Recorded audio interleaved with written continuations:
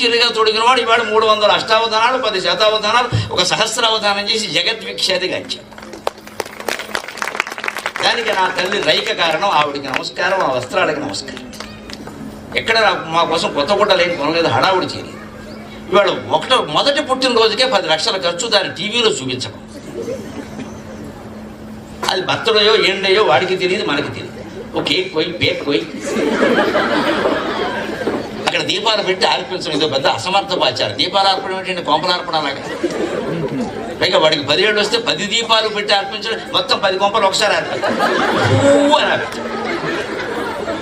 ఇదేమైనా మంగళాచారమా అమంగళాచారమా తెలిసిపోవట్లా. దీపం పెట్టడం అంటే ఉద్యోగం ఇప్పించడం కింద లెక్క.